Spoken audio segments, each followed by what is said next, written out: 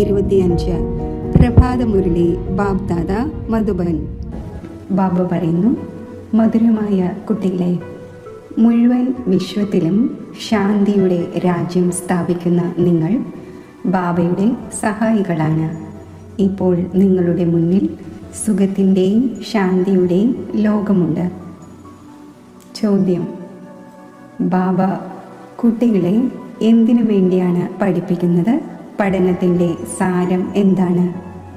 ഉത്തരം: ബാബ തൻ്റെ കുട്ടികളെ സ്വർഗത്തിൻ്റെ പ്രിൻസ്, വിശ്വത്തിൻ്റെ അധികാരിയാക്കി മാറ്റുന്നതിന് വേണ്ടിയാണ് പഠിപ്പിക്കുന്നത്. ബാബ പറയുന്നു, കുട്ടികളെ, പഠനത്തിൻ്റെ സാരമാണ് ലോകത്തിലെ എല്ലാ കാര്യങ്ങളും ഉപേക്ഷിക്കൂ. നമ്മുടെ പക്കൽ കോടികളുണ്ട്, ലക്ഷങ്ങളുണ്ട് എന്ന് ഒരിക്കലും മനസ്സിലാക്കരുത്. ഒന്നും തന്നെ കൈകളിൽ വരില്ല. അതിനാൽ നല്ല രീതിയിൽ പുരുഷാർത്ഥം ചെയ്യൂ, പഠനത്തിൽ ശ്രദ്ധ നൽകൂ. ഗീതം. ഒടുവിൽ ആ ദിവസം ഇന്ന് വന്നു ചേർന്നു. ഓം ശാന്തി. കുട്ടികൾ ഗീതം കേട്ടു. ഒടുവിൽ വിശ്വത്തിൽ ശാന്തിയുടെ സമയം വന്നു ചേർന്നു. വിശ്വത്തിൽ എങ്ങനെ ശാന്തി ഉണ്ടാകും എന്ന് എല്ലാവരും പറയുന്നു. പിന്നെ ആരാണോ ശരിയായ നിർദ്ദേശം നൽകുന്നത് അവർക്ക് സമ്മാനം നൽകുന്നു. നെഹ്റുവും നിർദ്ദേശം നൽകിയിരുന്നു, ശാന്തി ഉണ്ടായില്ല. നിർദ്ദേശം മാത്രം നൽകിയ ശേഷം പോയി. ഇപ്പോൾ കുട്ടികളായ നിങ്ങളുടെ ബുദ്ധിയിലുണ്ട്, ഒരു സമയത്ത് മുഴുവൻ വിശ്വത്തിലും സുഖവും ശാന്തിയും സമ്പത്തും മറ്റും ഉണ്ടായിരുന്നു. അത് ഇപ്പോൾ ഇല്ല. ഇപ്പോൾ വീണ്ടും ഉണ്ടാകാൻ പോകുന്നു. ചക്രം തിരിയുമല്ലോ. ഇത് സംഗമയുഗി ബ്രാഹ്മണരായ നിങ്ങളുടെ ബുദ്ധിയിലുണ്ട്. നിങ്ങൾക്കറിയാം, ഭാരതം വീണ്ടും സ്വർണത്തിൻ്റെതാകണം. ഭാരതത്തെയാണ് ഗോൾഡൻ സ്പാരോ എന്ന് പറയുന്നത്. മഹിമ ചെയ്യുന്നു, പക്ഷേ പേരിന് മാത്രം. നിങ്ങളാകട്ടെ ഇപ്പോൾ പ്രാക്ടിക്കലിൽ പുരുഷാർത്ഥം ചെയ്തുകൊണ്ടിരിക്കുന്നു. ബാക്കി കുറച്ച് ദിവസങ്ങളേ ഉള്ളൂ എന്ന് അറിയുന്നുണ്ട്. അപ്പോൾ നരകത്തിലെ ഈ ദുഃഖത്തിൻ്റെ കാര്യങ്ങളെല്ലാം മറന്നു പോകുന്നു. നിങ്ങളുടെ ബുദ്ധിയിൽ ഇപ്പോൾ സുഖത്തിൻ്റെ ലോകം മുന്നിൽ നിൽക്കുന്നു. മുൻപ് വിദേശത്ത് നിന്നും വരുമായിരുന്നപ്പോൾ എത്തിച്ചേരുവാൻ ഇനി കുറച്ച് സമയം ബാക്കിയുണ്ട് എന്ന് മനസ്സിലാക്കുമായിരുന്നു. കാരണം വിദേശത്ത് നിന്നും വരുന്നതിന് വളരെ സമയമെടുക്കുമായിരുന്നു. ഇപ്പോഴാകട്ടെ എയ്റോപ്ലെയിനിൽ വേഗം എത്തിച്ചേരുന്നു.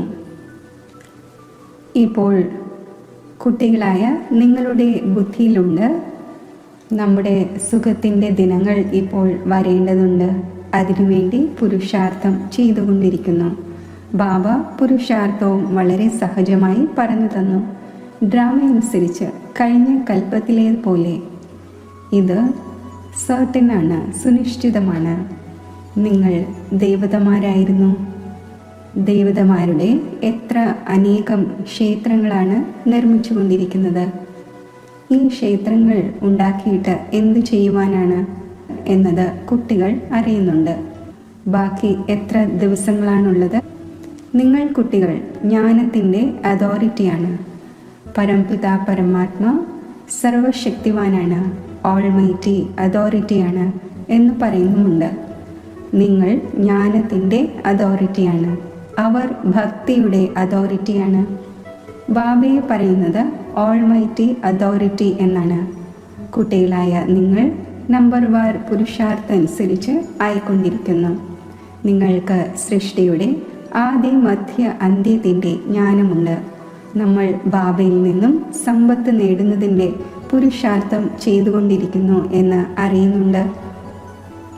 ആരാണോ ഭക്തിയുടെ അതോറിറ്റി അവർ എല്ലാവരെയും ഭക്തിയാണ് കേൾപ്പിക്കുന്നത്. നിങ്ങൾ ജ്ഞാനത്തിൻ്റെ അതോറിറ്റിയാണ്, അപ്പോൾ ജ്ഞാനം തന്നെയാണ് കേൾപ്പിക്കുന്നത്. സത്യയുഗത്തിൽ ഭക്തി ഉണ്ടായിരിക്കുന്നില്ല. ഒരു പൂജാരി പോലും ഉണ്ടായിരിക്കില്ല. പൂജ്യർ മാത്രമാണുള്ളത്. പകുതി കൽപ്പം പൂജ്യരും പകുതി കൽപ്പം പൂജാരിയുമാണ്. പൂജ്യരായിരുന്നു എന്നത് ഭാരതവാസികളെ കുറിച്ചാണ്. അപ്പോൾ സ്വർഗമായിരുന്നു. ഇപ്പോൾ ഭാരതം പൂജാരിയും നരകവുമാണ്. കുട്ടികളായ നിങ്ങൾ ഇപ്പോൾ പ്രാക്ടിക്കൽ ലൈഫ് ഉണ്ടാക്കിക്കൊണ്ടിരിക്കുന്നു. നമ്പർ 1 പുരുഷാർത്ഥം അനുസരിച്ച് എല്ലാവരെയും മനസ്സിലാക്കിച്ച് കൊടുത്തുകൊണ്ടിരിക്കുന്നു. വൃദ്ധിയും പ്രാപിച്ചുകൊണ്ടിരിക്കുന്നു. ഡ്രാമയിൽ മുൻകൂട്ടി തന്നെ അടങ്ങിയിട്ടുണ്ട്. ഡ്രാമ നിങ്ങളെ പുരുഷാർത്ഥം ചെയ്യിച്ചുകൊണ്ടിരിക്കുന്നു. നിങ്ങൾ ചെയ്തുകൊണ്ടിരിക്കുന്നു. ഡ്രാമയിൽ നമ്മുടേത് അവിനാശി പാർട്ടാണ് എന്നതും അറിയുന്നുണ്ട്. ലോകത്തിലുള്ളവർ ഈ കാര്യങ്ങൾ എന്തറിയുവാനാണ്? നമുക്കാണ് ഡ്രാമയിൽ പാർട്ടുള്ളത്. ഇങ്ങനെ പറയുന്നവർ തന്നെയാണ് ഇത് മനസ്സിലാക്കുന്നത്. എങ്ങനെയാണ് നമുക്ക് ഈ ഡ്രാമയിൽ പാർട്ടുള്ളത് എന്ന്. ഈ സൃഷ്ടി ചക്രം തിരിഞ്ഞുകൊണ്ടേയിരിക്കുന്നു. ഈ വേൾഡിൻ്റെ ഹിസ്റ്ററിയും ജോഗ്രഫിയും നിങ്ങൾക്കല്ലാതെ മറ്റാർക്കും അറിയില്ല. ഉയർന്നതിലും ഉയർന്നത് ആരാണ് എന്ന് ലോകത്തിലെ ആരും തന്നെ അറിയുന്നില്ല. നമ്മൾ അറിയുന്നില്ല എന്ന് ഋഷി മുനിമാർ മറ്റും പറയുമായിരുന്നു. നേത്തി നേത്തി എന്ന് പറയുമായിരുന്നല്ലോ. ഇപ്പോൾ കുട്ടികളായ നിങ്ങൾ അറിയുന്നുണ്ട്, അത് രചയിതാവായ ബാബയാണ്. നമ്മളെ പഠിപ്പിച്ചുകൊണ്ടിരിക്കുകയുമാണ്. ഇതും ബാബ വീണ്ടും വീണ്ടും മനസ്സിലാക്കിച്ചു തന്നിട്ടുണ്ട്. ഇവിടെ ഇരിക്കുമ്പോൾ ദേഹി അഭിമാനിയായി ഇരിക്കൂ. ഒരു ബാബയാണ് രാജയോഗം പഠിപ്പിക്കുന്നത്. വേൾഡിൻ്റെ ഹിസ്റ്ററിയും ജോഗ്രഫിയും മനസ്സിലാക്കിച്ചു തരുന്നത്. ബാബ പറയുന്നു, ഞാൻ തോട്ട് റീഡർ അല്ല. ഇത്രയും വലിയ ലോകമാണ്, ഇതിനെ ഇരുന്ന് വായിക്കുമോ? ബാബ സ്വയം പറയുന്നു, ഞാൻ ഡ്രാമയിൽ അടങ്ങിയിട്ടുള്ളതനുസരിച്ച് നിങ്ങളെ പാവനമാക്കാനായി വരുന്നു. ഡ്രാമയിൽ എനിക്ക് ഏതൊരു പാർട്ടുണ്ടോ അത് അഭിനയിക്കുവാൻ വരുന്നു. അല്ലാതെ ഞാൻ ആരുടെയും സങ്കല്പങ്ങളെ വായിക്കുന്നില്ല. എൻ്റെ പാർട്ട് എന്താണ്, നിങ്ങൾ എന്ത് പാർട്ടാണ് അഭിനയിച്ചു കൊണ്ടിരിക്കുന്നത് എന്നത് പറഞ്ഞു തരുന്നു. നിങ്ങൾ ഈ ജ്ഞാനം പഠിച്ച് മറ്റുള്ളവരെ പഠിപ്പിച്ചു കൊണ്ടിരിക്കുന്നു. എൻ്റെ പാർട്ട് തന്നെ പതീതരെ പാവനമാക്കുന്നതിൻ്റേതാണ്. ഇതും കുട്ടികളായ നിങ്ങൾ അറിയുന്നു. നിങ്ങൾ തിഥിയും തീയതിയും ഒക്കെ അറിയുന്നുണ്ട്. ലോകത്തിലെ ആരും അറിയുന്നില്ല. നിങ്ങളെ ബാബ പഠിപ്പിച്ചു കൊണ്ടിരിക്കുന്നു. പിന്നെ ഈ ചക്രം പൂർത്തിയാകുമ്പോൾ വീണ്ടും ബാബ വരും. ആ സമയത്ത് ഏതൊരു സീൻ നടന്നുവോ അത് വീണ്ടും അടുത്ത കൽപ്പത്തിൽ നടക്കും. ഒരു സെക്കൻഡ് പോലെ ആയിരിക്കില്ല അടുത്തത്. ഈ നാടകം തിരിഞ്ഞുകൊണ്ടിരിക്കുന്നു. കുട്ടികളായ നിങ്ങൾക്ക് പരിധിയില്ലാത്ത നാടകത്തിൻ്റെ അറിവുണ്ട്. എങ്കിലും നിങ്ങൾ ഓരോ നിമിഷവും മറന്നു പോകുന്നു. ബാബ പറയുന്നു, നിങ്ങൾ കേവലം ഓർമ്മിക്കൂ, നമ്മുടെ ബാബ അച്ഛനാണ്. ആ ഒന്ന് തന്നെ ടീച്ചറുമാണ്, ഗുരുവുമാണ്. നിങ്ങളുടെ ബുദ്ധി ആ ഭാഗത്തേക്ക് പോകണം. ബാബയുടെ മഹിമ കേട്ട് ആത്മാവ് സന്തോഷിക്കുന്നു. എല്ലാവരും പറയുന്നു, നമ്മുടെ ബാബ അച്ഛനുമാണ്, ടീച്ചറുമാണ്. അത് സത്യം തന്നെയാണ്. പഠനവും സത്യവുമാണ്, പൂർണ്ണവുമാണ്. ആ മനുഷ്യരുടെ പഠനം അപൂർണമാണ്. അപ്പോൾ നിങ്ങൾ കുട്ടികളുടെ ബുദ്ധിയിൽ എത്ര സന്തോഷമുണ്ടാകണം. വലിയ പരീക്ഷ പാസ്സാകുന്നവരുടെ ബുദ്ധിയിൽ കൂടുതൽ സന്തോഷമുണ്ടായിരിക്കും. നിങ്ങൾ എത്ര ഉയർന്ന പഠനമാണ് പഠിക്കുന്നത്, അതിനാൽ എത്ര അപാര സന്തോഷമുണ്ടാകുന്നു. ഭഗവാൻ ബാബയാണ്, പരിധിയില്ലാത്ത ബാബ നമ്മളെ പഠിപ്പിച്ചുകൊണ്ടിരിക്കുകയാണ്. നിങ്ങൾക്ക് രോമാഞ്ചമുണ്ടാകണം. അതേ എപ്പിസോഡ് റിപ്പീറ്റ് ആയിക്കൊണ്ടിരിക്കുകയാണ് എന്ന് നിങ്ങൾക്കല്ലാതെ മറ്റാർക്കും അറിയില്ല. കൽപ്പത്തിൻ്റെ ആയുസ് തന്നെ വർദ്ധിപ്പിച്ചു. നിങ്ങളുടെ ബുദ്ധിയിൽ ഇപ്പോൾ 5000 വർഷത്തിൻ്റെ മുഴുവൻ സ്റ്റോറിയും ചക്രം കറങ്ങിക്കൊണ്ടിരിക്കുന്നു. അതിനെ തന്നെയാണ് സ്വദർശന ചക്രം എന്ന് പറയുന്നത്. കുട്ടികൾ പറയുന്നു, ബാബ വളരെയധികം കൊടുങ്കാറ്റ് വരുന്നു, നമ്മൾ മറന്നു പോകുന്നു. ബാബ പറയുന്നു, നിങ്ങൾ ആരെയാണ് മറക്കുന്നത്? നിങ്ങളെ ഡബിൾ കിരീടധാരി ആയ വിശ്വത്തിൻ്റെ അധികാരിയാക്കി മാറ്റുന്ന ബാബയെ എങ്ങനെയാണ് നിങ്ങൾ മറന്നു പോകുന്നത്? മറ്റാരെയും മറക്കുന്നില്ലല്ലോ. ഭാര്യ, കുട്ടികൾ, ചിറ്റപ്പൻ, അമ്മാവൻ, ബന്ധുമിത്രാദികൾ എല്ലാവരെയും ഓർമ്മയുണ്ട്. പിന്നെ ഈ കാര്യത്തെ നിങ്ങൾ എന്തുകൊണ്ട് മറന്നു പോകുന്നു? നിങ്ങളുടെ യുദ്ധം ഈ ഓർമ്മയിലാണ്. എത്ര സാധിക്കുമോ ഓർമ്മിക്കണം. കുട്ടികൾ തൻ്റെ ഉന്നതിക്ക് വേണ്ടി അതിരാവിലെ എഴുന്നേറ്റ് ബാബയുടെ ഓർമ്മയിൽ സവാരി ചെയ്യണം.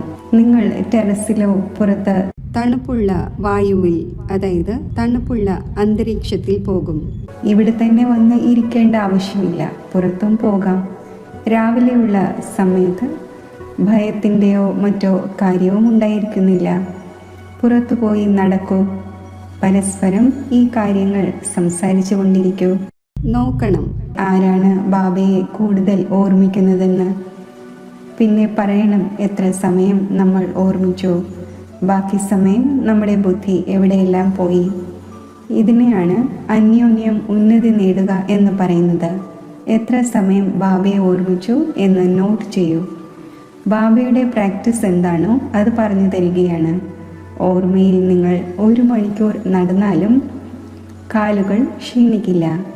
ഓർമ്മയിലൂടെ നിങ്ങളുടെ എത്ര പാപം മുറിഞ്ഞു പോകും. ചക്രത്തെ നിങ്ങൾ അറിയുന്നുണ്ട്. നമ്മൾ ഇപ്പോൾ വീട്ടിലേക്ക് പോകുന്നു എന്നത് ഇപ്പോൾ രാവും പകലും നിങ്ങളുടെ ബുദ്ധിയിലുണ്ട്.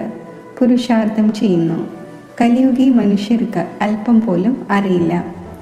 മുക്തിക്ക് വേണ്ടി എത്ര ഭക്തി ചെയ്തുകൊണ്ടിരിക്കുന്നു. അനേകം മതങ്ങളുണ്ട്. ബ്രാഹ്മണരായ നിങ്ങളുടേത് ഒരു മതമാണ്. ആര് ബ്രാഹ്മണരാകുന്നുവോ ആ എല്ലാവരുടെയുമാണ് ശ്രീമത്. നിങ്ങൾ ബാബയുടെ ശ്രീമത്തിലൂടെ ദേവതയാകുന്നു. ദേവതമാരുടേത് ശ്രീമതല്ല.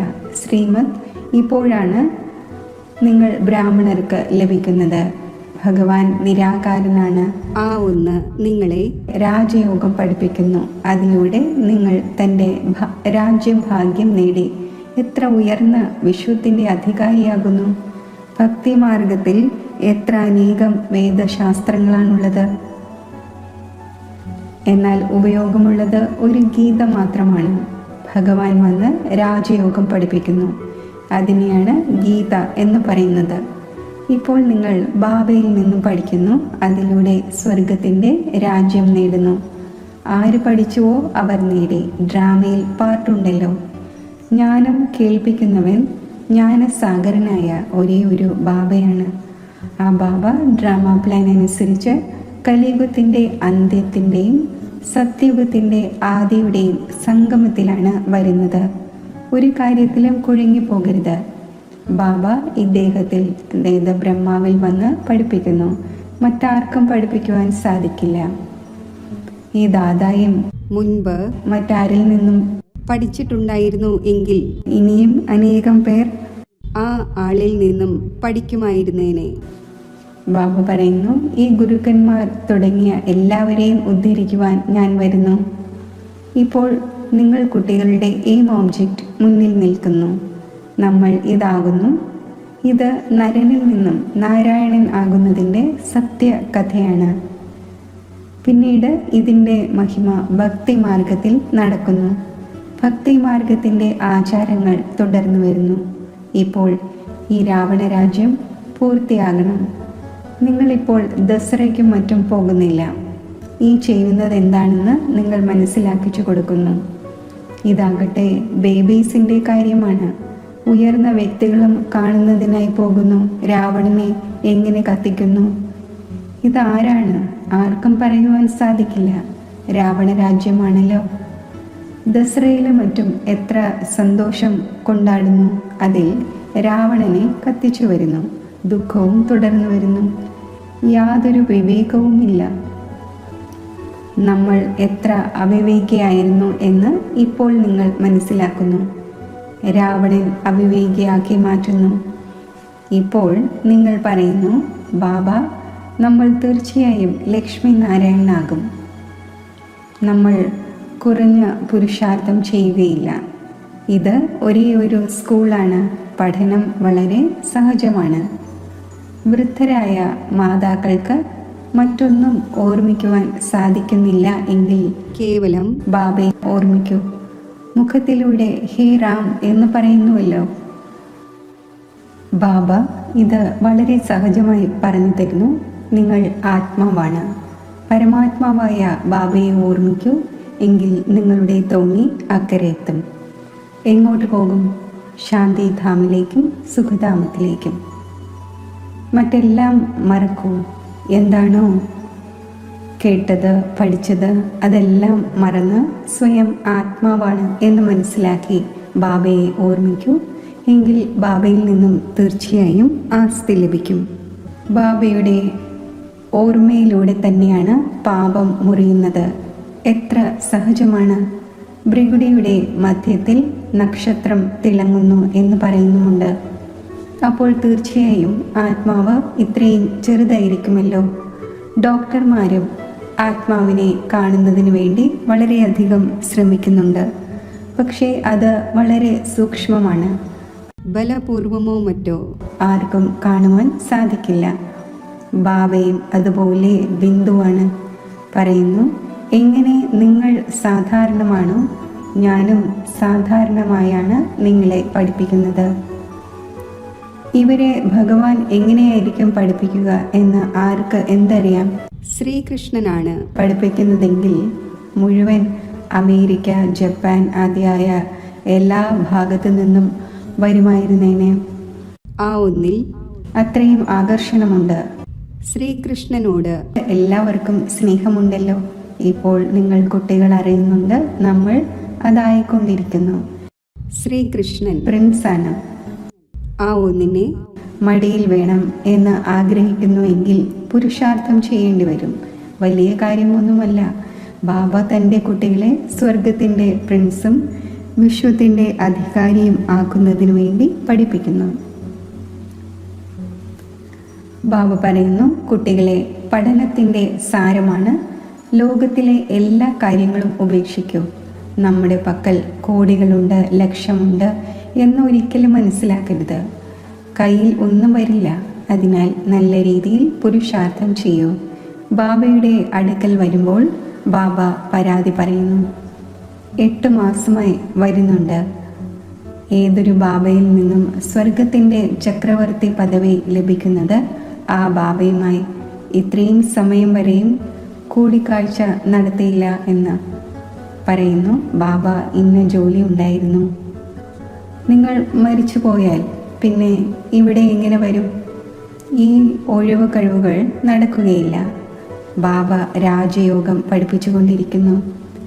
നിങ്ങൾ പഠിക്കുന്നില്ല. ആര് വളരെയധികം ഭക്തി ചെയ്തിട്ടുണ്ടാകുമോ അവർക്ക് 7 ദിവസമെന്നല്ല, 1 സെക്കൻഡിൽ തന്നെ അമ്പേൽക്കും. സെക്കൻഡിൽ വിശ്വത്തിൻ്റെ അധികാരിയാകുവാൻ സാധിക്കും. ഇദ്ദേഹം സ്വയം അനുഭവിയായി ഇരിക്കുകയാണ്. വിനാശം കണ്ടു, ചതുർഭുജ രൂപം കണ്ടു, മനസ്സിലാകുവാൻ തുടങ്ങി. ആഹാ, ഞാൻ വിശ്വത്തിൻ്റെ അധികാരിയാകുന്നു. സാക്ഷാത്കാരമുണ്ടായി, ഉന്മേഷം വന്നു. പിന്നെ സർവ്വതും ഉപേക്ഷിച്ചു. ഇവിടെ നിങ്ങൾ കുട്ടികൾക്ക് മനസ്സിലായി, ബാബ വന്നിരിക്കുന്നു വിശ്വത്തിൻ്റെ ചക്രവർത്തി പദവി നൽകാൻ. ബാബ ചോദിക്കുന്നു, നിശ്ചയം എപ്പോഴുണ്ടായി? അപ്പോൾ പറയും 8 മാസമായി. ബാബ മനസ്സിലാക്കിച്ചു തന്നിട്ടുണ്ട്. മുഖ്യമായ കാര്യം ഓർമ്മയും ജ്ഞാനവുമാണ്. ബാക്കി സാക്ഷാത്കാരം ഉപയോഗമുള്ള കാര്യമല്ല. ബാബയെ തിരിച്ചറിഞ്ഞു എങ്കിൽ പഠനം ആരംഭിക്കൂ. അപ്പോൾ നിങ്ങളും ഇതായി മാറും. പോയിന്റ്സ് ലഭിക്കുന്നു. അത് ആർക്കും മനസ്സിലാക്കിച്ചു കൊടുക്കുവാൻ സാധിക്കും. വളരെ മധുരമായി മനസ്സിലാക്കിച്ചു കൊടുക്കൂ.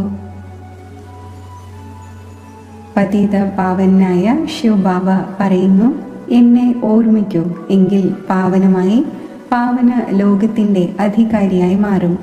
യുക്തിയോടെ മനസ്സിലാക്കിച്ചു കൊടുക്കണം. ഗോഡ് ഫാദർ ലിബറേറ്റ് ചെയ്ത് സ്വീറ്റ് ഹോമിലേക്ക് തിരികെ കൊണ്ടുപോയെങ്കിൽ എന്ന് നിങ്ങൾ ആഗ്രഹിക്കുന്നുവല്ലോ. ശരി, ഇപ്പോൾ നിങ്ങളുടെ മേൽ ഏതൊരു തുരുമ്പ് കയറിയിരിക്കുന്നുവോ അതിൻ്റെ കാര്യത്തിൽ, അതായത് അത് നീക്കുന്നതിന് വേണ്ടി ബാബ പറയുന്നു, എന്നെ ഓർമ്മിക്കൂ. ശരി, മധുരമധുരമായ വളരെ കാലം വേർപിരിഞ്ഞ ശേഷം തിരിച്ചു കിട്ടിയ കുട്ടികൾക്ക് മാതാവും പിതാവുമായ ബാബ്ദാദയുടെ സ്നേഹസ്മരണകൾ. Good morning. ആത്മീയ പിതാവിൻ്റെ ആത്മീയ കുട്ടികൾക്ക് നമസ്തേ. ധാരണയ്ക്കുള്ള മുഖ്യസാരം: അതിരാവിലെ എഴുന്നേറ്റ് നടന്നുകൊണ്ട് ബാബയെ ഓർമ്മിക്കൂ. പരസ്പരം ഈ മധുരമായ ആത്മീയ സംഭാഷണം നടത്തൂ. ആര് എത്ര സമയം ബാബയെ ഓർമ്മിക്കുന്നു എന്ന് നോക്കട്ടെ. പിന്നെ തൻ്റെ അനുഭവം കേൾപ്പിക്കൂ. ബാബയെ തിരിച്ചറിഞ്ഞു. അപ്പോൾ പിന്നെ ഏതെങ്കിലും ഒഴിവ് കഴിവുകൾ പറയരുത്. പഠനത്തിൽ മുഴുകണം. മുരളി ഒരിക്കലും മിസ് ചെയ്യരുത്. വരദാനം: സർവരുടെയും ഗുണങ്ങൾ കണ്ടുകൊണ്ട് സ്വയം തന്നിൽ ബാബയുടെ ഗുണങ്ങളെ ധാരണ ചെയ്യുന്ന ഗുണമൂർത്തിയായി ഭവിക്കട്ടെ. സംഗമയുഗത്തിൽ ഏത് കുട്ടികളാണോ ഗുണങ്ങളുടെ മാല ധാരണ ചെയ്യുന്നത്, അവർ തന്നെയാണ് വിജയമാലയിൽ വരുന്നത്. അതിനാൽ ഹോളി ഹംസം ആയി സർവരുടെയും ഗുണങ്ങളെ നോക്കൂ. ഒരു ബാബയുടെ ഗുണങ്ങളെ സ്വയം തന്നിൽ ധാരണ ചെയ്യൂ. ഈ ഗുണങ്ങളുടെ മാല എല്ലാവരുടെയും കഴുത്തിൽ കിടക്കട്ടെ. ആര് എത്രത്തോളം ബാബയുടെ ഗുണങ്ങൾ സ്വയം തന്നിൽ ധാരണ ചെയ്യുന്നോ അവരുടെ കഴുത്തിൽ അത്രയും വലിയ മാല കിടക്കും. ഗുണങ്ങളുടെ മാല സ്മരിക്കുന്നതിലൂടെ സ്വയവും ഗുണമൂർത്തിയായി മാറുന്നു. ഇതിൻ്റെ സ്മാരകമായി ദേവതമാരുടെയും ശക്തികളുടെയും കഴുത്തിൽ മാല കാണിക്കുന്നു. സ്ലോഗൻ: സാക്ഷി അവസ്ഥയുടെ സ്ഥിതി തന്നെയാണ് യഥാർത്ഥ നിർണയത്തിൻ്റെ സിംഹാസനം. അവ്യക്ത സൂചന: ആത്മീയ സ്ഥിതിയിൽ ഇരിക്കുന്നതിൻ്റെ അഭ്യാസം ചെയ്യൂ. അന്തർമുഖിയാകൂ. അന്തർമുഖിയായി കാര്യങ്ങൾ ചെയ്യുന്നതിലൂടെ വിഘ്നങ്ങളിൽ നിന്നും വ്യർത്ഥ സങ്കല്പങ്ങളിൽ നിന്നും രക്ഷപ്പെടും. സമയവും വളരെയധികം ലാഭിക്കും. ആരാണോ അന്തർമുഖിയായി ഇരിക്കുന്നത് അവരിൽ സ്മൃതിയുടെ സമൃദ്ധിയും വരുന്നു. ആത്മാരൂപി നേത്രം പവർഫുൾ ആയിക്കൊണ്ടിരിക്കുന്നു. അതിലൂടെ അഥവാ ഏതെങ്കിലും വിഘ്നം വരാൻ പോകുന്നുവെങ്കിൽ ഇന്ന് ഏതോ പരീക്ഷ ഉണ്ടാകാൻ പോകുന്നു എന്ന് തിരിച്ചറിവുണ്ടാകും. എത്രത്തോളം മുൻകൂട്ടി അറിയാൻ കഴിയുമോ അപ്പോൾ സമർത്ഥരാകുന്നത് കാരണം സഫലത നേടും. യോഗത്തിൻ്റെ അഭ്യാസം. സങ്കല്പങ്ങളുടെ വിസ്താരത്തെ സാരരൂപത്തിൽ ഒതുക്കി എൻ്റെ ശ്രദ്ധയെ ആത്മജ്യോതിയിൽ സ്ഥിരമാക്കും. ഞാൻ ആത്മാവ് സ്വരാജ്യ അധികാരിയാണ്.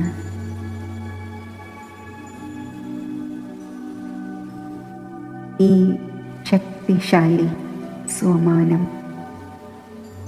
സ്ഥൂല കർമ്മേന്ദ്രിയങ്ങളെയും സൂക്ഷ്മ ശക്തികളെയും എൻ്റെ നിയന്ത്രണത്തിൽ ആക്കുന്നു. ആത്മസ്വരൂപത്തിൽ സ്ഥിതി ചെയ്തുകൊണ്ട് എൻ്റെ പരമപ്രിയനായ ശിവബാബയുമായുള്ള മധുരമായ കൂടിക്കാഴ്ച എന്നിൽ നിറഞ്ഞ സംതൃപ്തിയുടെ അനുഭവം വരുത്തുന്നു. പരമധാമത്തിലെ ഈ ദിവ്യ ജ്യോതിയിൽ നിന്നും വരുന്ന പ്രകാശധാര എന്നിൽ സമസ്ത ശക്തികളും ഗുണങ്ങളും നിറയ്ക്കുന്നു.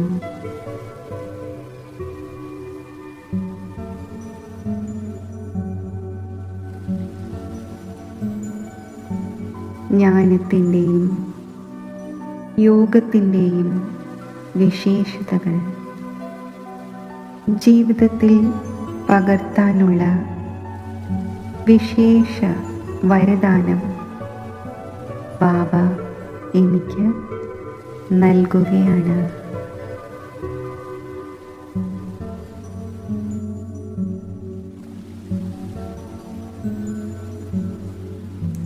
സർവ ഈശ്വരീയ ഗുണശക്തി സമ്പന്ന സ്ഥിതിയിൽ ഇരുന്നു കൊണ്ട് ഞാൻ മഹാദാനിയായി വിശ്വത്തിലെ ആത്മാക്കൾക്ക് വേണ്ടി ഉദാരചിത്തതയോടെ ഈ ദിവ്യ അലൗകിക ഈശ്വരീയ പ്രാപ്തികൾ ദാനം ചെയ്യുകയാണ്.